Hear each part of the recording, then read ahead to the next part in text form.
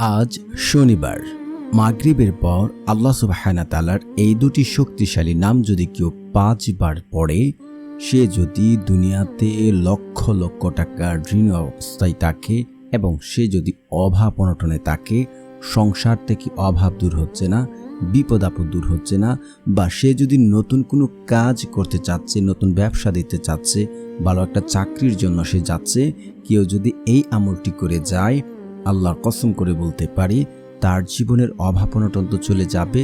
সে যা উদ্দেশ্যে আমলটি করবে সে উদ্দেশ্য পূর্ণ হবে এবং তার ঋণ পরিশোধ হবে এবং তার টাকা পয়সা ধন সম্পদ বৃদ্ধি হবে। সে যদি ব্যবসা শুরু করার আগে আমলটি করে তার ব্যবসায় লাভবান হবে এবং সে ভালো একটা পজিশনে থাকবে। আজ পর্যন্ত এই আমল করে ব্যর্থ হয়েছে এমন একটা লোক আপনি খুঁজে পাবেন না। যদি ভিডিওতে বলা প্রত্যেকটা পয়েন্ট মেনে আজকে আমলটি করতে পারেন, আল্লাহর কসম করে বলতে পারি আপনার দোয়া কবুল হবে, আপনি ফলাফল পাবেন। তাই টেনে টেনে ভিডিও দেখলে দোয়া কাজে আসবে না, তাই না টেনে সম্পূর্ণ ভিডিও দেখার অনুরোধ রইল।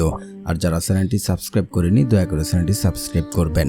আর যারা আমলটি করবেন অবশ্যই একটি লাইক এবং কমেন্টে সকলেই লিখুন আমিন। ঈদ আমাদের কাছ থেকে চলে গিয়েছে। এখন আমরা অনেকে অনেক প্ল্যান করে রেখেছি যে আমরা ঈদের পরে এই কাজটি করব, ঈদের পরে আমি ভালো একটা চাকরি করব, ঈদের পর আমি নতুন একটা দোকান উদ্বোধন করব, ঈদের পর আমি বিদেশে যেতে চাই।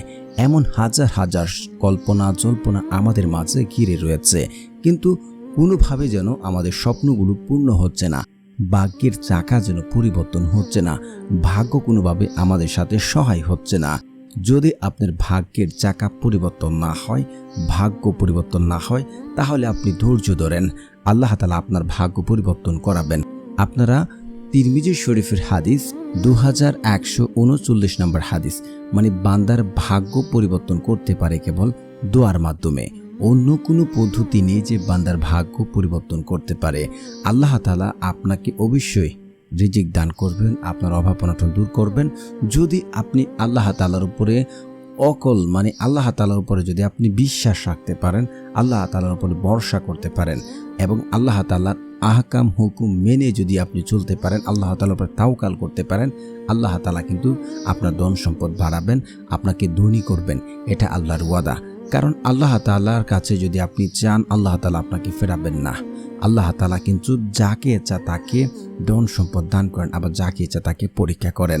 আল্লাহ রাব্বুল আলামিন যদি আপনাকে চায় আপনাকে কোটিপতি বানাবে, আপনাকে যদি চায় আপনাকে ফকির রাখবে।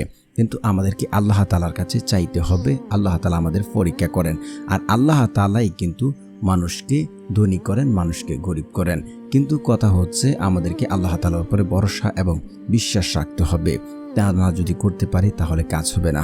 আর যদি বিশ্বাস করতে পারি, আল্লাহ তাআলার উপরে ভরসা করতে পারি, আল্লাহ তাআলা আপনাকে এমন জায়গা থেকে, এমন উৎস থেকে রিজিক দান করবেন যা আপনি কোনোদিন চিন্তা করেননি, আপনি কোনোদিন কল্পনাও করেননি। কেউ আল্লাহ তাআলার উপরে তাওয়াক্কুল করলে আল্লাহ তাআলা তার জন্য যথেষ্ট হয়ে যায়। যেমন ধরেন পাখিরা কিন্তু সকালবেলায় খালি পেটে বাসা থেকে বের হয়ে যায়। সে কি খাবে, কখন কোথায় পাবে এমন কোনো চিন্তা সে রাত্রে করেও না এবং সে চিন্তা করে না। সে আল্লাহর উপরে ভরসা রেখে বাসা থেকে খালি পেটে বের হয়ে যায় এবং সন্ধ্যায় উধার ভর্তি করে সে তার বাসায় ফিরে আসে। অবশ্যই আল্লাহ তাআলার উপরে তাওয়াক্কুল করলে আল্লাহ তাআলা আপনার জন্য যথেষ্ট হবেন।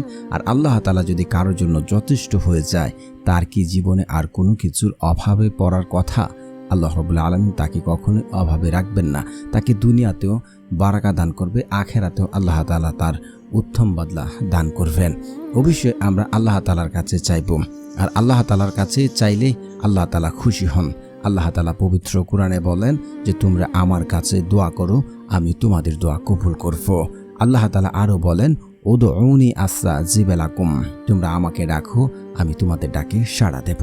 কিন্তু কিভাবে ডাকলে সাড়া দেবে এবং কিভাবে দোয়া করলে দোয়া কবুল করবেন, আল্লাহ রাসূল সাল্লাল্লাহু আলাইহি ওয়াসাল্লাম আমাদের শিখিয়ে গেছেন।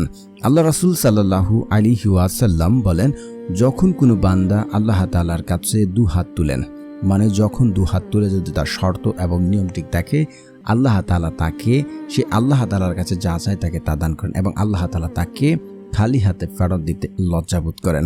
আল্লাহ তাআলা তার বান্দাকে খালি হাতে ফেরত দেন না। প্রিয় বন্ধুরা, আমি আপনাদেরকে বলতে চাই, আপনার কপালে যদি আল্লাহ তাআলা কোটি টাকা লিখে রাখেন যে আপনি কোটি টাকার মালিক হবেন, আপনি সে টাকা ইনকাম না করা পর্যন্ত আপনি মৃত্যুবরণ করবেন না। কারণ রিজিক এতটাই শক্তিশালী যে রিজিক কেউ পরিপূর্ণ না করে কেউ মৃত্যুবরণ করে না। তো আপনাদেরকে ধৈর্য ধরতে হবে এই সময় এবং আল্লাহ তাআলার কাছে চাইতে হবে, আমল করতে হবে।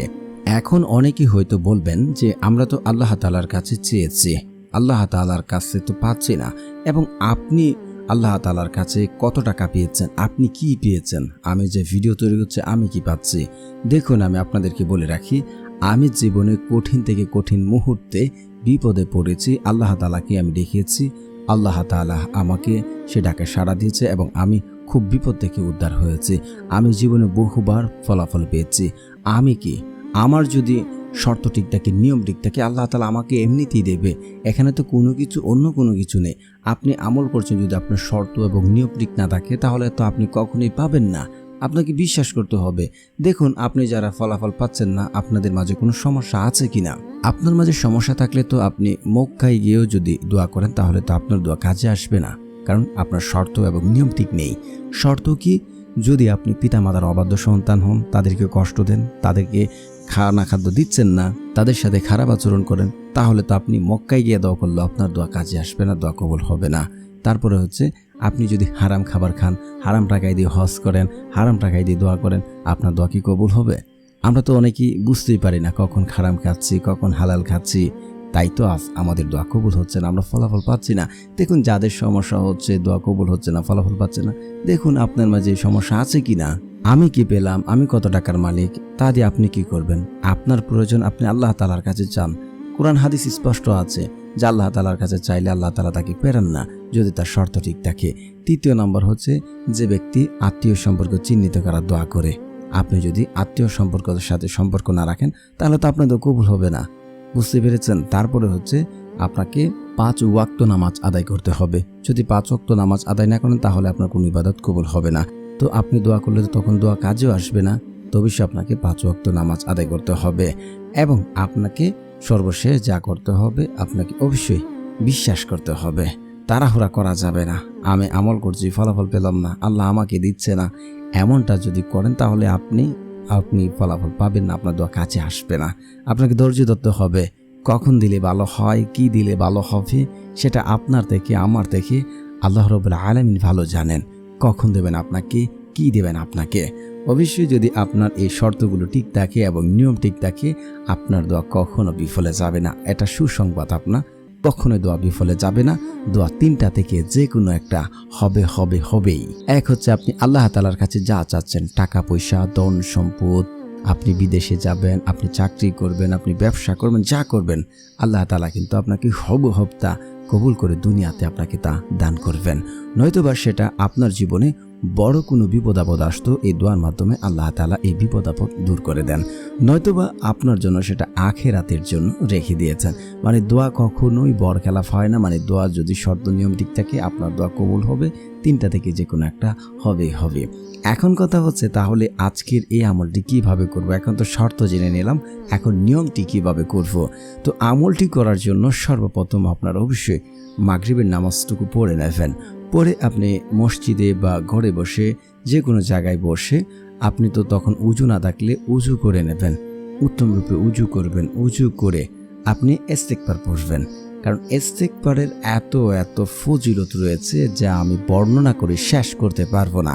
আপনারা হচ্ছে আবু দাউদ হাদিস নাম্বার 1518, যে ব্যক্তি ইস্তেগফার পড়ে সে যদি অভাব অনটনে থাকে, বিপদ আপদে থাকে, আল্লাহ তাআলা তাকে ওই অভাব অনটন বিপদ আপদ থেকে উদ্ধার করবেন এবং তাকে এমন জায়গা থেকে, এমন সকল উৎস থেকে রিজিক দান করবেন যা সে কোনোদিন কল্পনা করেনি, সে চিন্তাও করেনি। অবশ্যই আপনারা 100 বার ইস্তেগফার পড়ে নেবেন। আস্তাগফিরুল্লাহ, আস্তাগফিরুল্লাহ, আস্তাগফিরুল্লাহ, আস্তাগফিরুল্লাহ, আস্তাগফিরুল্লাহ, আস্তাগফিরুল্লাহ। এইভাবে পড়বেন না, তাহলে উচ্চারণ সঠিক হয় না, তাহলে কাছে আসবে না। তারপরে হচ্ছে, এই দুটি জিকির আপনারা 100 বার করে পড়বেন। সুবহানাল্লাহ, সুবহানাল্লাহ, সুবহানাল্লাহ, সুবহানাল্লাহ, আলহামদুলিল্লাহ, আলহামদুলিল্লাহ, আলহামদুলিল্লাহ, আলহামদুলিল্লাহ, তারপরে হচ্ছে আপনারা রাসূল সাল্লাল্লাহু আলাইহি ওয়াসাল্লামের উপরে দুরূদ পড়বেন, কারণ দুরূদবিহীন দোয়া কবুল করা হয় না, সেটা আসমানে গিয়ে ঝুলন্ত অবস্থায় থাকে। কেউ যদি দোয়া করলো দুরূদ পড়লো না, তাহলে তার দোয়া কাছে আসবে না। তো যারা পারেন আমার সাথে সাথে পড়ে নিন, শুনলে হয়ে যাবে ইনশাআল্লাহ। আল্লাহুম্মা সাল্লি আলা মুহাম্মাদি ওয়া আলা আলি মুহাম্মাদ কামা সাল্লাইতা আলা ইব্রাহিম ওয়া আলা আলি ইব্রাহিম ইন্নাকা হামিদুম মাজিদ। আল্লাহুম্মা বারিক আলা মুহাম্মাদি ওয়া আলা আলি মুহাম্মাদ কামা বারাকতা আলা ইব্রাহিম ওয়া আলা আলি ইব্রাহিম ইন্নাকা হামিদুম মাজিদ। তারপরে হচ্ছে আপনারা সূরা ফাতিহা পড়বেন একবার।